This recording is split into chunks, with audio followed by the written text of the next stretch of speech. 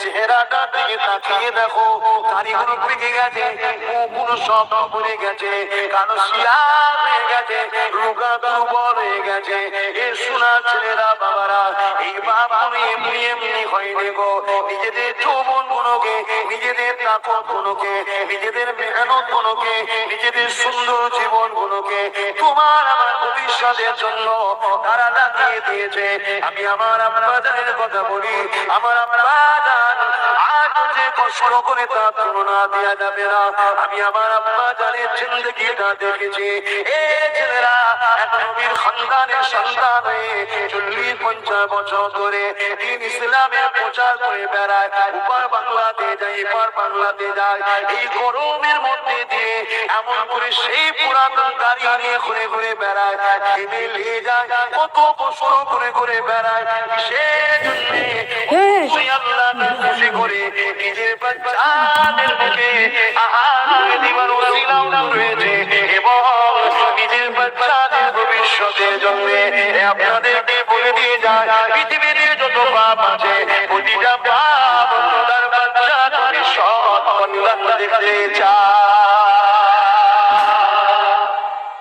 খবরদার এই বুড়ো বাপকে এদেরকে ভালোবাসো, পিয়ার যুবকদের বলেছে এদেরকে মহব্বত করো। যদি ভুল হয়ে যায় পায়ে ধরে ক্ষমা চেয়ে যা আমি বলে ফেলেছি, রাখের মাথায় ক্ষমা করে দেন।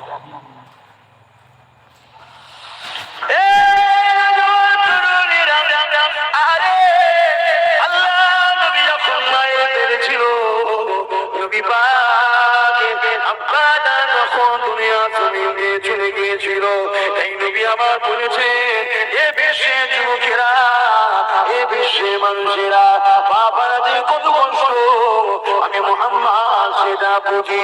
আমি যখন আমার আম্মা জানের গর্ভে 6 মাস যখন আমার মায়ের পেটের মধ্যে রয়েছে, আমার আব্বা জান আল্লাহ পাকের পেয়ারা হয়ে দুনিয়াতে চলে যায়। আমি দুনিয়া জমিনে এসেছিলাম, অন্য অন্য বাচ্চারা এমন করে তারা মাঠে যেত, বিভিন্ন জায়গায় যেত, আমি মুহাম্মদ চোখের পানি ফেলে দিতে আমার বাবা প্রতিটা বাপ তার বাচ্চাদেরকে কোলে করে কাঁধে করে নিয়ে যায়।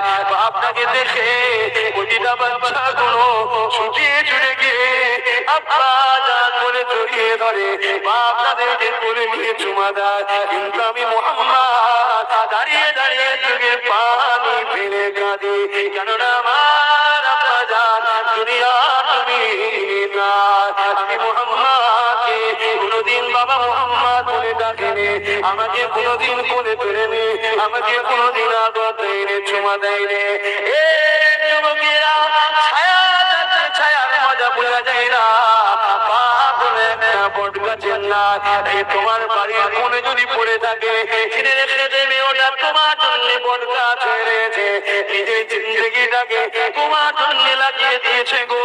তোমার কোনো কষ্ট করে মাকে বকতো গো, তোমার কোনো অসুবিধা বলে তার দিকে বকতো গো, তোমার কোনো বিমারে পড়ে গেলে রাত 12-1 সময় ঝড় চলেছে, তুফান চলেছে, এমন করে বাস চমকাচ্ছে, বিদ্যুৎ চমকাচ্ছে, তোমার আম্মা তোমার আব্বাকে বলেছিল প্রাণের স্বামী বাচ্চার জ্বরটা বেড়ে গেছে, মাথাটা গরম হয়ে যাচ্ছে, এত পানি দিচ্ছি কিছুতেই থামছে না, বাচ্চাটা বমি করছে, বন্ধ হচ্ছে না।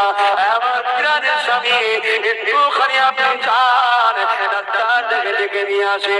এ যুবকরা শোনো, এই জমির ওপরে তোমার আম্মারা ছিল অবশ্যই ভালো মেয়ে, অবশ্যই তারা নেক মেয়ে, তারা স্বামীকে সব থেকে বেশি ভালোবাসতো। এখন তো মডার্ন দুনিয়া এসে গেছে, এখনকার মেয়েরা স্বামীকে কতটা নাও ভালোবাসতে পারে, তবে সবাই খারাপ নয়, এখনো রয়েছে। কিন্তু এটা জেনে রেখে দিও, তোমাদের মা কোনো কিন্তু অবশ্যই নেক মেয়ে ছিল, স্বামীর নাম পর্যন্ত কোনোদিন ধরতো না, স্বামীর দিকে কখনো পিঠ করে বসতো না, স্বামীর দিকে কখনো পা করে বসতো না।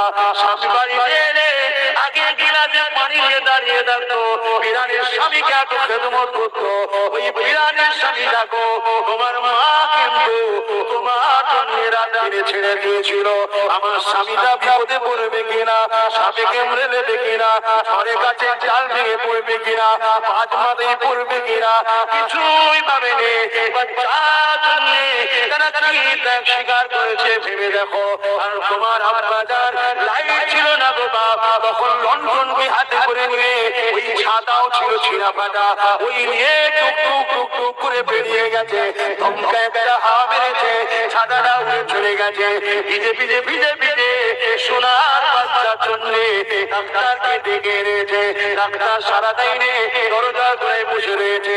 ডাক্তার বাবু সারা দাও, ডাক্তার বাবু দরজা খোলো, যা খুশি করে তোমার বাপকে ডাক্তার বলেছে। মাথা নত করে তোমার সুস্থ জন্য বাপ কষ্ট করেছে। এই যুবকেরা, সেই বাপ মাকে কখনো কষ্ট দিও না। যদি বাপ মাকে কষ্ট দাও, আমার আল্লাহ পাক তোমার সম্বন্ধে জানিয়ে দিয়েছে। কি জানিয়েছে? নবী আমার জানিয়ে দিলেন, কোন ছেলের ব্যবহারে যদি বাপ মা একবার করে, ওই ছেলেটা জাহান্নামী হয়ে যাবে। তাই বলে দিয়ে বাপ মাকে প্রিয়া করো, ভালোবাসো। কোন ছেলের ব্যবহারে যদি বাপ মা খুশি হয়ে যায়, আমার আল্লাহ পাক নিজে খুশি হয়ে যায়।